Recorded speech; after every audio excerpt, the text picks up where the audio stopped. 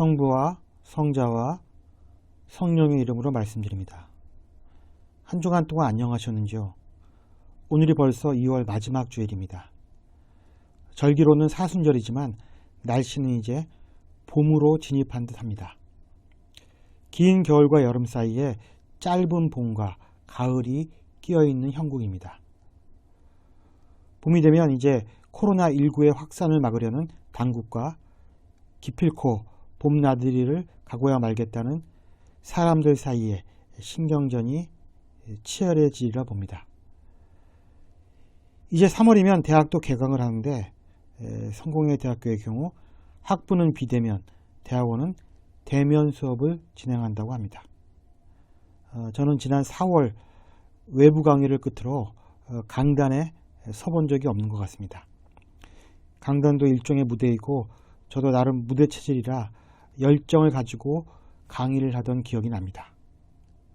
아무쪼록 그런 날이 다시 오기를 바라며 하나님께서 베푸신 좋은 계절을 만끽하는 저와 여러분이 되기를 기원합니다. 제가 당뇨병을 앓은 지 벌써 16년째 됩니다. 유전적인 요인과 스트레스가 겹쳐 남들보다 꽤 일찍 발병한 편입니다. 약과 운동으로 그럭저럭 다스려지고 있지만 아시다시피 먹는 것이 항상 문제입니다. 이론적으로 따지면 아무것도 먹지 않는 것으로 당뇨병은 치유됩니다. 혈당을 올리는 원인이 사라졌기 때문입니다. 그러나 사람이 먹지 않고 살 수 없습니다. 마찬가지로 사람들과의 갈등을 피하고자 한다면 가급적 사람들을 만나지 않으면 됩니다. 그러나 누구든지 어쩔 수 없이 사람들을 만나야 하는 상황이 펼쳐집니다. 그래도 요즘은 비대면을 통한 만남이 늘어서 직접 사람들을 마주 대하고 느껴야 할 일이 꽤 줄어들었습니다. 상담 선생님들이 상담을 오실 때를 제외하고는 저는 혼자 이곳에 있습니다. 상담 선생님들이 오신다고 해도 저와는 무관하게 다른 방에서 상담이 진행되니 저는 여전히 제 방에서 제 일에 몰두할 수 있습니다. 저로서는 매우 다행스러운 상황입니다. 따라서 제가 제 자신에 대해서 갖고 있는 가장 큰 미스테리 중에 하나는 왜 저처럼 사람을 싫어하는 인간이 성직자가 되었냐는 것입니다. 단언컨대 저는 사람보다 고양이를 더 좋아한다고 말할 수 있습니다. 그리고 제가 보아도 사람들끼리의 사랑이나 우정 등에 관한 설교를 한 적이 손에 꼽을 정도로 드뭅니다. 그나마 다행인 것은 그래도 하나님의 사랑하심에 관한 설교는 간혹 했던 것 같습니다. 그래서 이제와 돌이켜보니 모든 것이 제 뜻이 아니었다는 결론에 도달하게 됩니다. 그렇습니다. 모든 것이 제 뜻이 아니라 하나님의 뜻에 의하여 일어난 일이었습니다. 오늘 우리가 성서를 통해 마주하는 믿음의 조상이라는 별명을 지닌 아브라함도 알고 보면 하나님이 그에게 믿음의 조상이 되도록 강제한 측면이 많다는 것을 알게 됩니다. 아마 자신이 후대 사람들에게 그런 별명으로 불릴지는 꿈에도 몰랐을 것입니다. 아브라함은 사실 믿음과는 별 상관없는 구석이 꽤 많은 인물이었습니다. 믿음으로 말하자면 차라리 지난주일 설교에 등장한 노아가 낫다고 할까요? 그것도 월등하게 말입니다. 오늘 설교에서는 하나님의 관점에서 아브라함이 어떻게 믿음을 갖게 되었으며 의로운 사람으로 추앙을 받게 되었는지를 살피고자 합니다.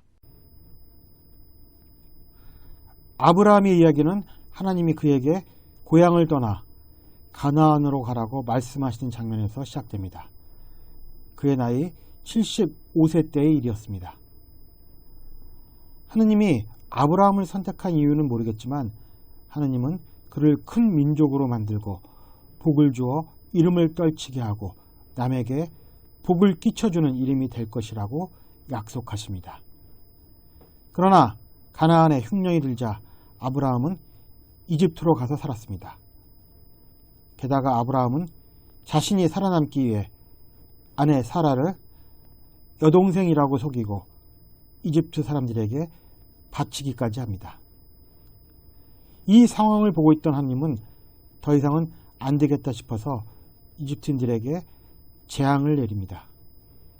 하나님은 아브라함에게 이집트로 가라고 말씀하신 적도 없으며 아내를 동생으로 속이는 일도 허락하지 않으셨습니다. 이 모두가 아브라함이 자신의 의사대로 진행한 일입니다. 아브라함은 비록 하나님께 제사는 드렸지만 그분의 말씀을 건성으로만 믿었던 것입니다. 형식적인 신앙이었습니다.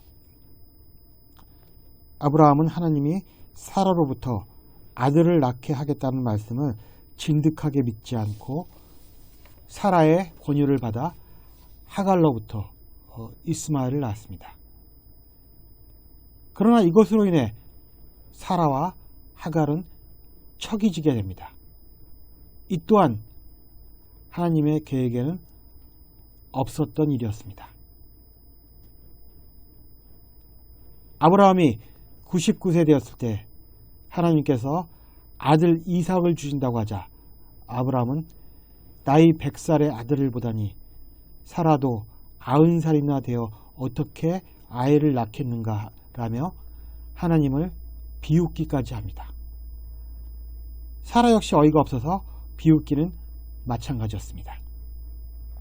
그러나 아브라함의 하나님께 대한 믿음은 이삭을 얻고서야 비로소 성장합니다.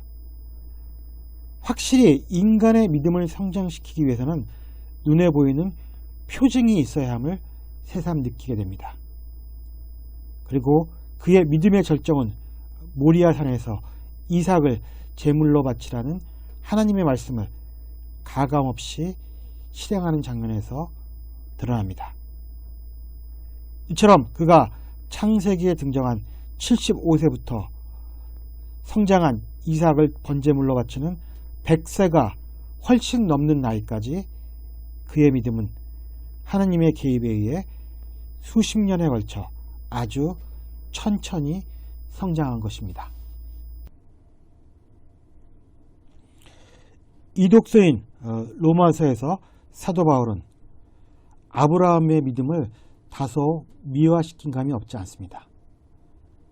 아브라함의 믿음이 처음부터 강했던 것이 아니고 태생부터 의로운 사람도 아니었기 때문입니다. 끊임없는 하나님의 돌보심에 의해 아브라함은 간신히 의로운 사람으로 인정받게 된 것입니다. 이렇게 보면 믿음의 주체도 사람이 아니라 하나님임을 알 수 있습니다. 그러한 장면이 오늘 복음에도 등장합니다. 예수께서 장차 당신에게 일어날 일, 즉 숱한 고난 끝에 죽음을 당하고 사흘 만에 다시 살아날 것을 예고하자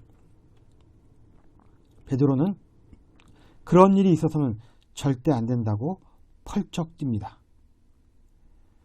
그러자 예수님은 베드로에게 하나님의 일이 아니라 사람의 일만을 생각하는 사탄이라고 꾸짖으십니다. 베드로뿐만 아니라 아브라함에 의해서 보듯이 우리 역시 절기 없고 죄 많은 세대의 당사자들입니다. 우리는 스스로 의로운 존재가 될 수 없음을 알아야 합니다. 우리가 올바른 존재가 되는 방법은 단 하나, 그것은 하나님의 선택과 은총의 개입으로만 가능합니다.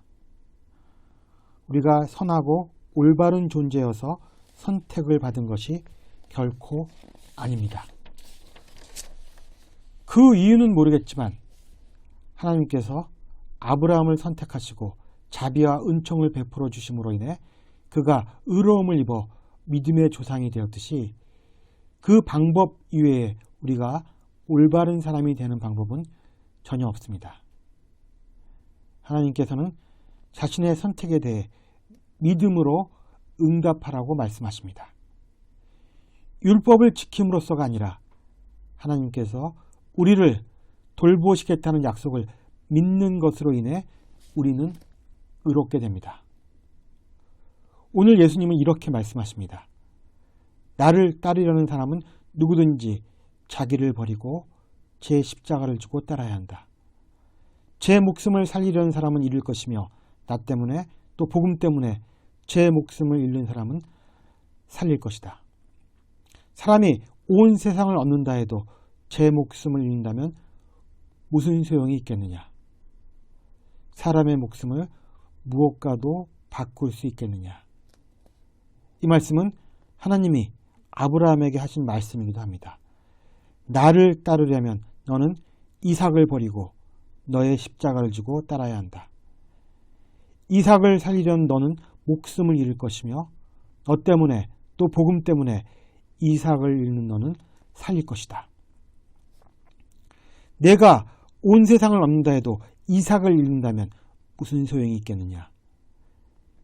이삭의 목숨을 무엇과도 바꿀 수 있겠느냐? 고난 끝에 찾아오는 부활을 믿지 않는다면 누구도 할 수 없는 일입니다. 우리의 신앙은 분명히 세상의 논리와 윤리를 초월해 있습니다. 그 이유는 하나님이 세상을 초월해 계시는 분이기 때문입니다. 모든 것을 넘어선 분과 맺어야 할 올바른 관계가 바로 믿음입니다. 그리고 이 믿음은 고난을 통해 성장합니다. 그래서 때로 세상 사람들 눈에는 아들을 제물로 바치는 아브라함이나 수십 년 동안 방주를 짓는 노아 같은 신앙인은 이해할 수 없는 존재입니다. 그러나 결국 누가 옳았는지는 하나님께서 판단해 주실 것입니다. 성부와 성자와 성령의 이름으로 말씀드렸습니다. 아멘.